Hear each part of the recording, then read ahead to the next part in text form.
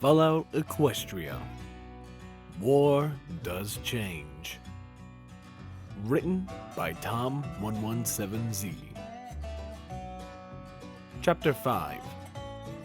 Manehatten. Let me tell you, the only good stripe is a dead stripe. There she was, a festering pile of death and destruction that was the city of Manehatten, and I was walking right into it. Then again, that's pretty much all the wasteland in general. Shattered skyscrapers still dominated the landscape, though so many had collapsed completely or were leaning up against their direct neighbors, and that was just the edges of the city. The center was completely devoid of anything but radiation and ferals. 200 years ago, Equestria's enemies managed to, somehow, sneak a balefire bomb right into the middle of the immense metropolis. Don't ask me how, I'm just reiterating what I've heard. Still, no pony saying goes into the city center anyhow. There's no worthwhile scrap there anyway, just a crater left behind by the blast. The entire city was a wreck. What was left after the bomb had fallen into anarchy in the following days.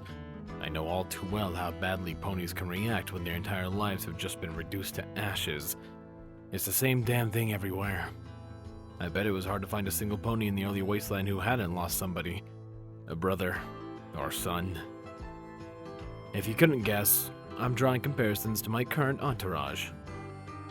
We'd found a way down from the overpass and back into the firm ground, where we had found a slightly less scorched spot to bury Lucky. We had ended up making camp in that general area for the night. They hadn't been much of a mood for travel. Personally, I would have preferred to move on right away, and yet, I couldn't convince them to do so. It was another night of little sleep. I may have saved them, and we may have agreed to travel together, but I didn't trust some ponies I just met. Stone Maid was much the same, smart stallion, and also seemed to be keeping an eye on me while his wife and daughter slept. When the morning came, we trudged back into the overpass and went on our way. There were, fortunately, no more nasty robotic surprises during the trip, and I still had zero idea where the bastard had come from. Maybe he had been wandering around aimlessly after taking some previous damage?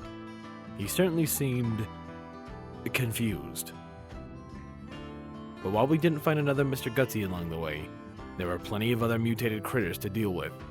Still, Stone Maid knew his way around a hunting rifle. Even Daisy seemed relatively proficient with her own little pistol. I did suggest that they teach Charm to shoot, and soon. Stone Maid said he'd take it under advisement.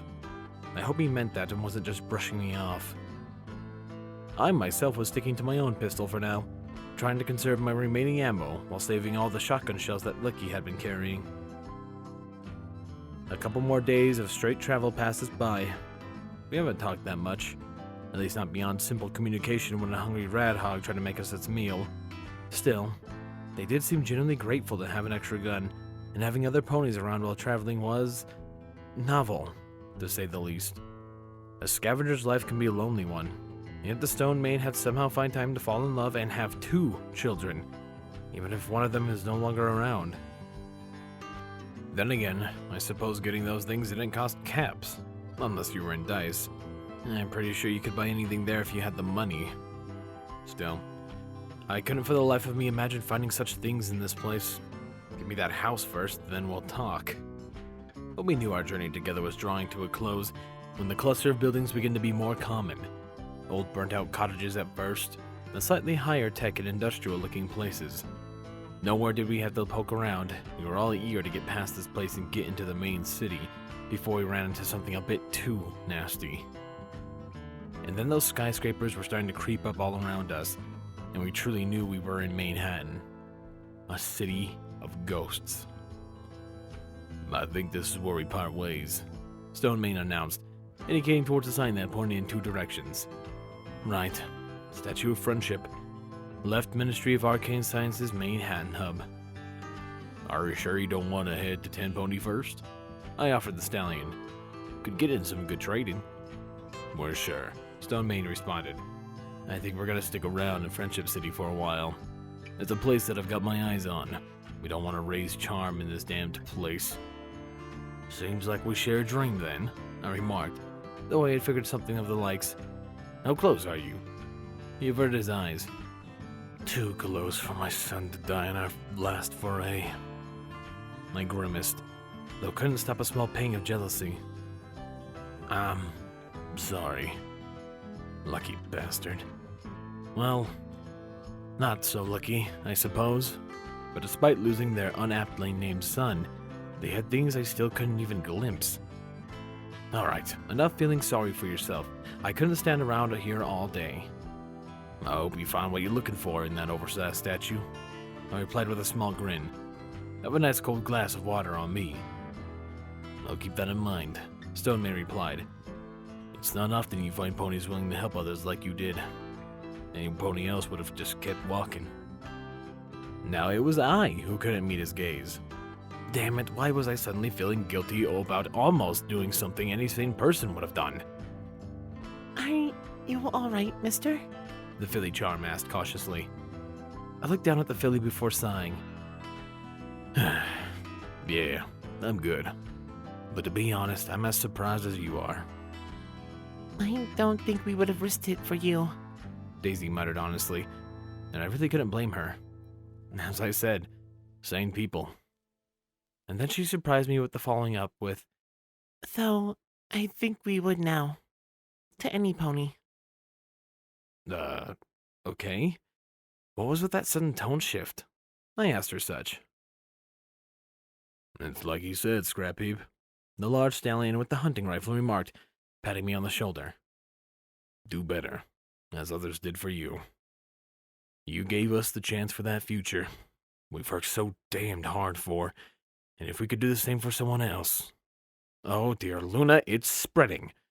Seriously, was random acts of heroics some kind of contracted disease? That's beyond dumb. All those heroes you hear about from DJ Pwn 3 always end up impaled on some stick somewhere. So why was I smiling? I'm just glad we're still here to have this conversation, I remarked, the never-changing war ongoing inside of me. Just try not to get yourselves killed, yeah? Same goes for you, Stone May replied, beginning to move off with his family down the opposing cracked warped street. May Celestia guide you. Bye, Mr. Heap, the filly shouted back at me, standing on her mother's back and waving happily. Thanks for making me sound old, kid. I watched the family go, only allowing my gaze to turn elsewhere when they were out of sight and no raiders had jumped them in the meantime. I brought up my pip-buck, the map having confirmed my arrival in Manehatten, and added the lit-up marker to my map. My objectives tab was still telling me to do both find Cobalt and then Stable 84. My EFS confirmed that I was heading in the right direction to do the former, and it was clear of red bars indicating hostiles. Only a few green bars dominated my vision, and a quick look around showed them to be a couple of wandering crows. Still, there were plenty of danger on the old city. I kept my gun at ready. I had 2 clips of ammo remaining for my pistol, and about 12 shotgun shells. Add that to my 3 remaining healing potions, and I realized I really didn't want to go into too many more fights between here and the old MAS hub. Still, only one way to go. I took off down the street, sticking to the very edges rather than the direct center for any and all raider snipers to pick off. There were many blown out and long picked over storefronts down this way, settled in between various decaying billboards and advertisements. Red Racer, Mr. Handy, Stable Tech. Those and many more were shoved into my face with big bulging lettering and pony faces with forced smiles. Just more depressing reminders of the world what was, now infested with mutants and psychopaths who want nothing more than to fucking murder you. Speaking of, I had been walking for a little while when I saw red bars appearing in my vision. In the time I had found the original street blocked off by a collapsed skyscraper and had to take a route through some back streets and alleys before I was able to get around it. Now I was about approaching a half-torn-up roundabout, and as I took cover behind some old collapsing stone benches, I could see a group of 3 raiders hanging out under an old bronze statue dedicated to the 6 ministry mayors. Fortunately, none of them spotted me as I ducked down. They were too busy chattering amongst themselves while foolishly not paying too much attention to their surroundings. One was swallowing some buck, while another had decided to urinate on Rainbow Dash. They're just watched in amusement as her fellows got drugged up and vandalized an historical figure. She seemed to wait for them to finish, making some remark about the urinating stallion's size and brushing off his subsequent hostility. Calm down before I slit your throat. The lead raider dismissed. You remember, Shorty? You know I could fuck you up, so bring it. The raider stallion considered for a minute before snorting dismissively. Nah, fuck that. Let's go kill those stripes. Wait, stripes? Zebra? What? Afraid she might cut your dick off? The drugged-up raider said, striking her own chest. I could take her. Not even on Buck, the lead raider taunted. Fucking bring it. The addict charged, but before she could make it half the distance, the leader had whipped out a storied combat knife and plowed it into her throat. The leader held it into the druggie as she began to cough and spit up blood, something her killer only seemed to delight in. Shame you're gonna miss all the fun we're gonna have with all the stripes, the leader taunted, retracting the knife and tossing the corpse to one side. So much fun. So, are you coming? The stallion grunted. Yeah, let me just take a piss. You just went. Well, I gotta go again. The lead raider rolled her eyes. Whatever. You can catch up. Bring the body when you're done. I'm sure we can find something to do with the bitch. Dear Celestia, I hated raiders. The leader began to move off, and I watched her go. She proceeded down the exact street I needed to go for 10 Pony. Lucky me. But what I was more curious about was the zebra they mentioned. You didn't often encounter them, given the past history between our species. Those you did were usually squatters or slaves. Nothing really major. I'd never met one around Manehatten, though. I turned back around, only to find myself face to face with the raider stallion I hadn't been watching for the past minute. Oh, hell. Fun time! The raider announced, quickly drawing his gun and taking aim. Sats it is! Time crawled to a near halt, and I had my thinking time. My guns were still holstered, a mistake in hindsight. By the time I drew them, I'd probably have a new hull. What I really needed was a moment to prepare, and I knew just the thing. I queued up a single attack, and on the spell's release, my hoof struck forward as hard as I could. The resounding smack rewarded my efforts, and the stallion went limp and fell to the ground. I lashed into my pistol with my magic and brought it to the bear. But I didn't need it. The red bar had blinked out. I ran to the bench, cautiously looking down at the stallion and giving him an experimental nudge. Blood was pouring from his nose and mouth. His eyes were bloodshot and wide. I'd actually killed him. Even my EFS was congratulating me for my critical hit. Why, thank you, weird targeting spell. I checked over both his body and the body of the other murdered raider. Their weapons were in poor condition, though they had some ammo for my pistol that I took. I left the buck. I didn't need that stuff in my life. Aside from that, there wasn't much else of interest on the corpse, so I left them to the crows. I looked down the street their leader had traversed, my mind once again heading back to the zebra that had been mentioned. My EFS lit up with a new objective. Investigate zebra presence. Great. New stuff to check out. Well, at least it was in the direction I was already heading. Still, I would be walking very carefully from here on out. None of this was giving me a good feeling. As I walked down the street, I couldn't immediately see where the remaining raider had gone. She had got much further ahead while I was dealing with her friend back there, and she had probably already joined back up with the rest of her gang. Still, there was only one direction to go in. All that was around was the usual ruins, long scattered bones, and burnt-out buildings. Nothing particularly noteworthy or useful to me, so I pressed onwards as quickly and quietly as I could. I passed by a crossing, spotting a box containing a single-filled bottle of sparkle cola. Since it was right there, I grabbed onto the bottle with my magic without stopping and pocketed the cap.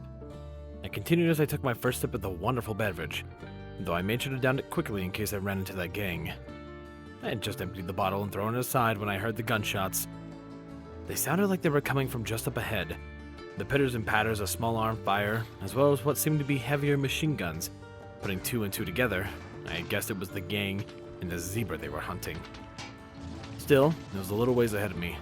Even if the sound was clear as day, I could probably hear the fighting all the way to 10 Pony Tower itself, though I'm sure it's not an uncommon sound for them to hear. Still, I crept down just a little bit more as I pushed on ahead. I would have passed by this group one way or another, and hey, you save one family, you might as well save them all, right? Okay, it was definitely an infection. Moving past the rubble and bent, charred piles of metal, It didn't take long for the gunfire to increase in volume as I got to its source. The sound finally reached its peak as I turned a corner and reached a rounded courtyard-like area facing the large office building. The courtyard split the road in 2 or more different directions from where I was standing. Directly ahead, the road was blocked by masses of rubble and the remains of what looked like a rusted hulk of vertibirk. The road to my right, directly opposing the central office building, was continuing road to Ten Pony. Problem was, the road seemed to be filled with about a dozen zebra in fancy legionnaire armor. A couple had hooded cloaks in their concealed faces, but each one was equipped with assault rifles, all aimed at my side of the courtyard. A side filled with the raider gang I'd encountered. I took cover as one of the raiders threw a Molotov in the direction of the zebras, though they pulled off some ridiculous acrobatics and spun out of the path. The raider leader from before was laughing like a psycho, dishing out insults and taunts that mostly seemed to use the word stripe in them. She and the other raiders were taking cover behind some overturned wagons, though their poorly maintained weapons were heavily outmatched by the rifles of the zebras. Problem for me was that every single bar on my EFS was red, including those very same zebra ahead of me. Zebra it entitled as Remnant. The air seemed to shift next to the raid leader, and one of the cloaked zebras shimmered into existence. The leader turned in with her knife quickly drawn, though her first and only strike was swiftly dodged before the zebra spun and kicked the mare's head clean from her shoulders. Another raider tried to take on the badass ninja zebra, though a seemingly benign trap between his shoulder blades left him immobile before his head got stomped into jelly. Still, the act had gotten all of the raiders' attention, and they all turned their guns towards the solitary zebra. She shimmered out of existence after avoiding the first few shots, vanishing from view as the raiders all gave shouts of surprise. The trick was rendered moot, however, as the volcanic crack of a sniper rifle echoed off the dilapidated buildings and sprayed the invisible zebra's mare's brain all over the concrete. So, there's also a sniper. Good to know! Another crack, and this time it was a raider who got splattered. Okay, a sniper not with the raiders nor with the zebra, and I couldn't see their tag anywhere in the EFS either. That was certainly a, scary thought. But hey, happy thoughts! I mean, they could be friendly, right? And here I was, caught between raiders and a hostile zebra with a load of firepower, and an unknown sniper picking off both sides. All while the raiders heard their usual vulgarity, and the remnants shouted something about a traitor whenever the sniper rifle sounded. Sorry, Ten Pony, I'm going to be late. Footnote. Level 4. New perk. Iron Hoof. Plus 5 points of unarmed damage.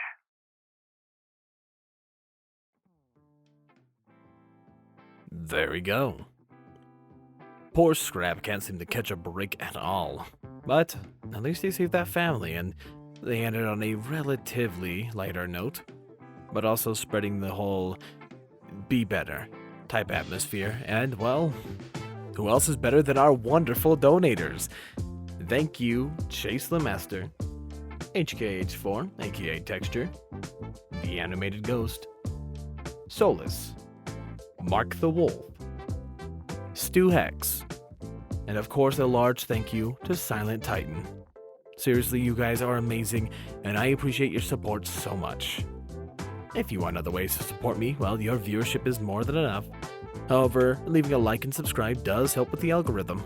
And if you want to check out my Discord or Patreon down below, that's always welcomed. Anyways, thank you guys so much for watching. This has been Firehearth. Have a wonderful day.